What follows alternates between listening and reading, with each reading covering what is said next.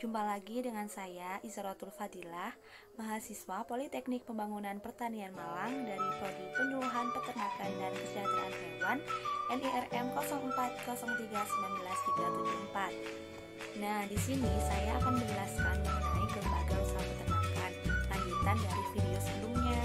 Dosen pengampu pada mata kuliah ini yaitu Bapak Dr. Insinyur Sunarto MP dan Bapak Hamyana SST MSI. Ingin tahu kan penjelasan mengenai kelembagaan usaha peternakan? Maka dari itu, saksikan terus ya. Nah, yang pertama yaitu politik kemitraan peternak. Pada politik kemitraan peternak ini, pendekatan dasar dalam memahami perlakuan perekonomian ada 3, yaitu yang pertama, perilaku ekonomi bertujuan mencapai kepuasan atau keuntungan maksimum. Yang kedua, pelaku ekonomi selalu mementingkan diri sendiri atau self-interested. Kemudian yang ketiga, pelaku ekonomi bertindak rasional atas dasar akal, bukan emosional atas dasar perasaan atau moral.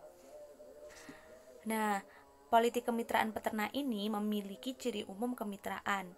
Yang pertama, kemitraan merupakan kontrak antara peternak dengan pemasok sapronak atau pengolah atau pemasar hasil yang tidak berlangsung pada pasar persaingan bebas atau perfect competition.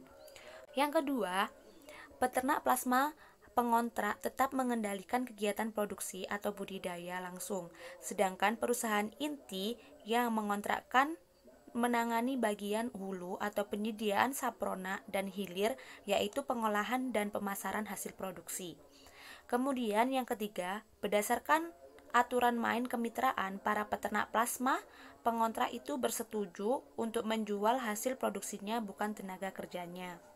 Nah, yang pertama yaitu ekonomi kemitraan ayam ras. Kemitraan agribisnis ini, menurut Amang, pengertian agribisnis itu meliputi semua aktivitas sebagai suatu rangkaian sistem yang terdiri dari subsistem pengadaan dan penyaluran sarana produksi, teknologi, dan pengembangan sumber daya pertanian. Kemudian subsistem produksi dan usaha tani.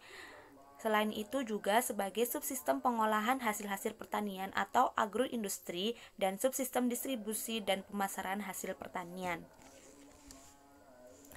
Kemitraan agribisnis ayam ras ini dari tahun 1970-an pemerintah telah menggalakkan perorganisasian usaha tani berwujud perusahaan inti rakyat atau PIR yang juga dikenal dengan sistem kontrak farming. Kemudian pada tahun 1990 pemerintah mencoba melakukan restrukturisasi dengan menerbitkan Kepres 22 tahun 1990 tentang pembinaan usaha peternakan ayam ras. Kemudian pada tahun 1996, kemitraan ini di berbagai daerah hanya dilaksanakan oleh 30% peternak, sedangkan 70% sisanya lebih suka berusaha mandiri. Kemudian pada tahun 1977 terjadi krisis ekonomi yang telah menghancurkan 80% usaha budidaya ayam ras dan 20% bertahan adalah peternak rakyat yang menjalani kemitraan. Nah, berdasarkan analisis ekonomi, usaha ayam ras yang dilakukan beberapa pakar menunjukkan bahwa dengan pola kemitraan ini, keuntungan peternak rakyat sudah cukup besar. Dan jika dibandingkan dengan peternak mandiri, yang perbedaannya sangat signifikan. Menurut Justa, pada tahun 1996 menyimpulkan bahwa usaha peternakan harus integrasikan seluruh proses produksi dan melibatkan peternak rakyat pada salah satu kegiatan produksi sebagai mitra usaha serta diberlakukan sebagai bagian utuh dalam integrasi tersebut. Kemudian menurut analisis Sutawi pada tahun 1999 dapat disimpulkan bahwa pengintegrasian usaha ayam ras dengan pola kemitraan antara peternak rakyat dengan perusahaan peternakan merupakan jalan terbaik dalam menyelamatkan, menyembuhkan, dan mengembangkan agribisnis ayam ras pada masa kini dan mendatang.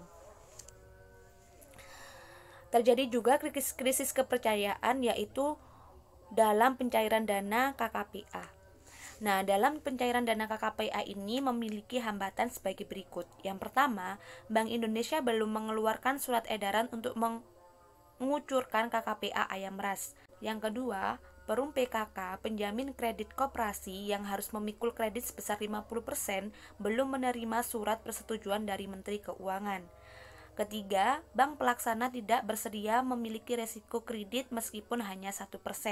Dan yang terakhir, para inti atau koperasi swasta yang harus menjamin 40% resiko kredit tidak mampu menyediakan jaminan tunai. Selanjutnya ada kemitraan 3 serangkai. Nah, manfaat yang diperoleh dengan menerapkan pola kemitraan 3 serangkai yaitu antara lain dengan adanya mitra dana sebagai penyandang dana, kemitraan dapat diperluas pada mitra plasma yang lebih banyak. Kemudian, mitra plasma memiliki bagian ing power atau posisi tawar yang lebih kuat. Selanjutnya, mitra inti lebih transparan, utamanya menyangkut kualitas sapronak baik pakan maupun bibit ayam, dan kesepakatan harga jual produk. Selanjutnya yaitu analisis keuntungan peternak plasma. Nah, yang pertama, peternak ayam pendaging dilakukan oleh peternak plasma dengan pola kemitraan lebih menguntungkan dibandingkan dengan peternak mandiri.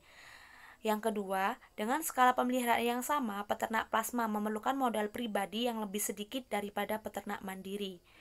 Dan yang ketiga, rentabilitas modal pribadi yang diperoleh peternak plasma lebih besar daripada peternak mandiri. Itulah kesimpulan analisis mengenai keuntungan dari peternak plasma. Nah, dasar pertimbangan yang dikeluarkannya peraturan-peraturan yang menyangkut kemitraan usaha peternakan ayam ras itu, yaitu untuk meningkatkan kesempatan berusaha dan kesejahteraan peternak. Kemudian yang kedua, untuk menciptakan iklim usaha yang mendorong pengembangan peternakan ayam ras dan pemerataan berusaha. Yang keempat yaitu penilaian plasma terhadap inti pada kemitraan ayam pedaging.